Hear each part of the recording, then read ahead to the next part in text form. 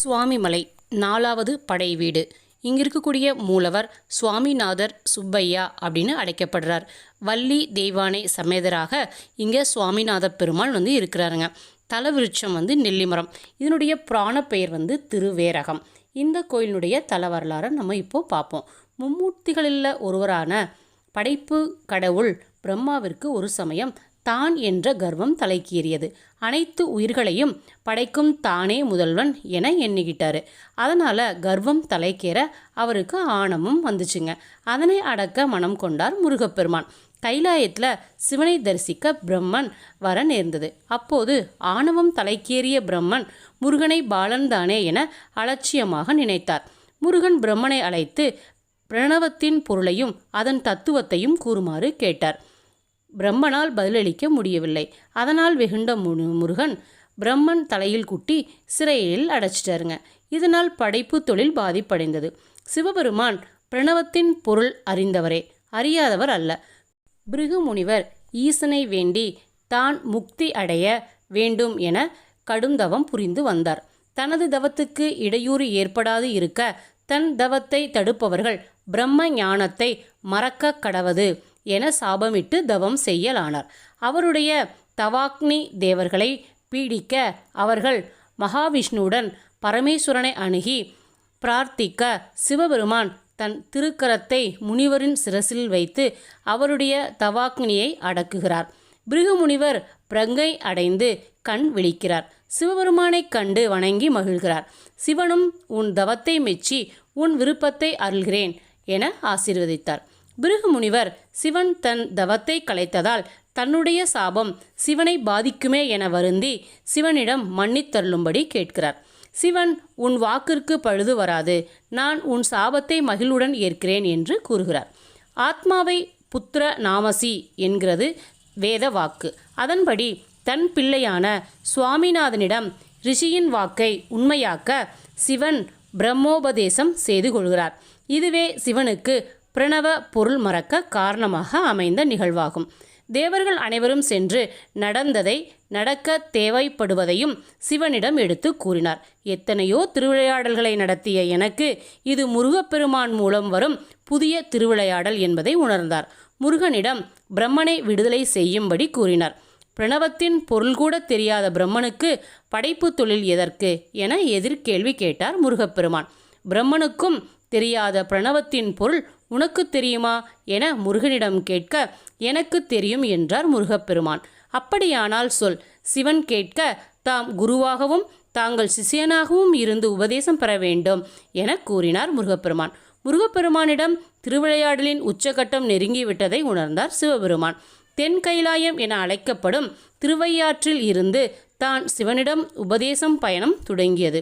ஆவணி மாதம் அஸ்த நட்சத்திரம் கூடிய அற்புதமான நன்னாளில் சக்தி கணபதி உட்பட தன் படை பரிவாரங்களுடன் புறப்பட்டு நந்தி எம்பெருமானை விட்ட இடம் நந்தி மதகு என்றும், கணபதியை அமர வைத்த இடம் கணபதி அக்ரஹாரம் என்றும், சக்தியை அமர வைத்தது உமையாள்புரம் என்றும், சிவனின் தலையில் உள்ள கங்கையினை அமர வைத்த இடம் கங்காதரபுரம் என்றும் அழைக்கப்படுகிறது. அதன் பின்னர் சிவபெருமானும் முருகனும் தனியாக அருகில் உள்ள மண் குன்று, அதாவது மலைப்பகுதியில் ஓம் என பிரணவ பொருள் உபதேசம் நிகழ்த்திய தலம். ஆதனால் சுவாமிக்கே நாதனாக இருந்தமையால் இப்பகுதி சுவாமிமலை என அழைக்கப்பெறுகிறது.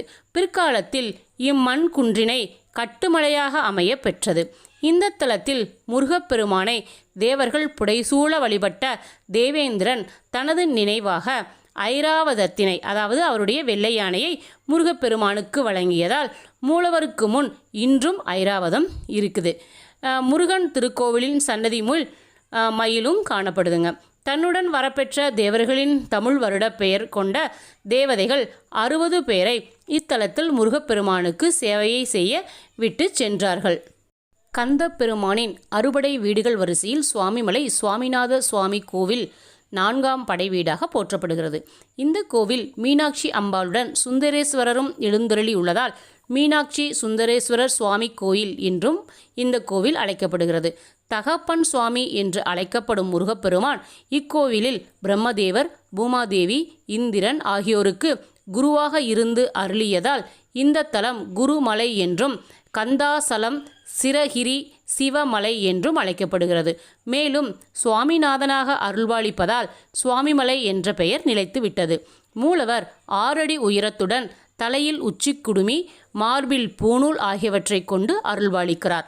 வலக்கரத்தில் தண்டாயுதத்துடனும் இடது கையை தொடையில் வைத்தபடியும் யோக நிலையில் உள்ள குருநாதராக நின்ற கோலத்தில் அருள்பாலிக்கிறார் கந்தப்பெருமான். கருவறையில் மூலவர் நின்றிருக்கும் பீடம் சிவலிங்க ஆவுடையாகவும் அதன்மேல் எழுந்தருளியிருக்கும் சுவாமிநாத மூர்த்தி பானலிங்கமாகவும் காட்சியளிப்பது தனிச்சிறப்பாக அமைகிறது. இதன் மூலம் சிவபெருமானும் முருகப்பெருமானும் வேறு வேறு அல்லர் என்பது புலனாகிறது. பீடம் சிவபீடமாக கருதப்படுகிறது. இச்சாசக்தி, கிரியாசக்தி, ஞானசக்தி ஆகிய 3 சக்திகளை ஒருங்கே கொண்ட வஜ்ரவேலுடன் சுவாமிநாதன் காணப்படுகிறார்.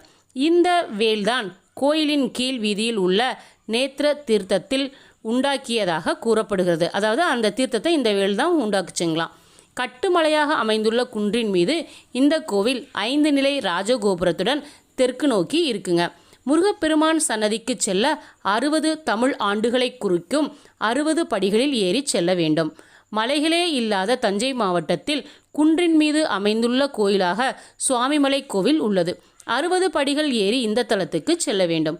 ஒவ்வொரு படியும் ஒவ்வொரு தமிழ் வருடத்தை குறிக்கிறது. தமிழ் வருடங்களின் தேவதைகள் கந்தப்பெருமானை பிரார்த்தனை செய்து படிகளாக உள்ளதாக ஐதீகம். இந்த தலத்தில் சுப்பிரமணியர் சன்னதிக்கு எதிராக மயிலுக்கு பதில் யானை வாகனம் உள்ளது. சுவாமிநாத பெருமானை வேண்டி ஹரிகேசன் என்ற அரக்கனை வென்றதால் இந்திரன் தன் காணிக்கையாக ஐராவத யானையை முருகப்பெருமானுக்கு தந்ததாக புராணங்கள் கூறுகின்றன. பார்வதி தேவியின் சாபத்துக்கு ஆளான பூமாதேவி இந்த தலத்துக்கு வந்து சுவாமிநாத பெருமானை வழிபட்டு சாபம் நீங்க பெற்றார். அதன் பின்னும் இந்த தலத்தை விட்டு செல்ல விருப்பம் இல்லாததால் அங்கேயே தல விருட்சமாக, அதாவது நெல்லிமரமாக பூமாதேவி உள்ளார் அப்படிங்கிறது ஒரு ஐதீகமாக கருதப்படுகிறது. இந்த முருகப்பெருமான் அலங்கார சிறப்பு உடையவர் என்பது குறிப்பிடத்தக்கது. விபூதி அபிஷேகம் செய்யும் போது அருள்படுத்த ஞானியாக காட்சி தருவார். சந்தன அபிஷேகம் செய்யப்பட்ட நிலையில் பாலசுப்பிரமணியனாக கம்பீரமாக காட்சி தருவார். காவிரி சுவாமிநாதனை வழிபட்டு இந்த தலத்தில் வரும் பக்தர்களுக்கு தீர்த்தத்தில் நீராடி தரிசிக்க வேண்டும் என பிரார்த்தித்து குமார தாரை என்கிற பெயரில் இவ்வூரில் தொடர்ந்து இருக்க அருள் பெற்றிருக்கிறார்.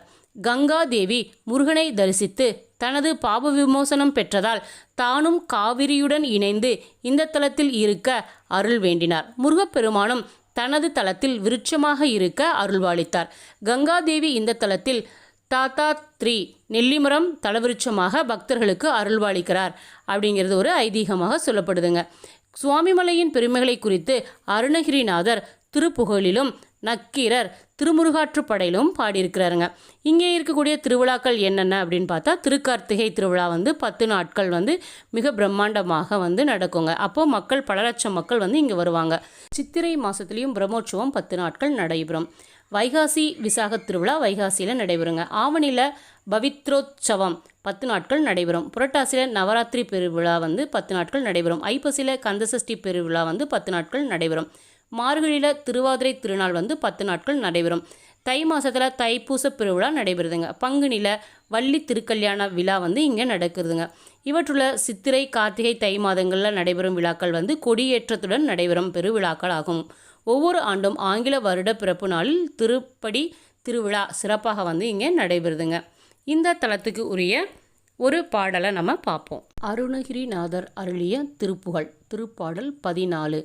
குமர குருபர முருக சரவண குக சண்முக கரி பிரகான குலக சிவ சுத சிவய நமவென குரவன் அருள்குரு மணியே என் ரமுத இமயவர் திமிர்தம் இடு கடலதென அனுதினம் உனையோதும் அமலை அடியவர் கொடிய வினை கொடும் அபயமிடுகுரல் அறியாயோ திமிர எழுகடல் உலக முறிபட திசைகள் பொடிபட வருசூரர் சிகர முடியுடல் புவியில் விழ உயிர் திரை கொடமர் பொறு மயில் வீரா நமனை உயிர்கொளும் அழலின் இணைகளல் நதிகொள் சடையினர் குருநாதா நளின குருமலை மருவி அமர்தரு நவிலு மறைபுகழ் பெருமாளே.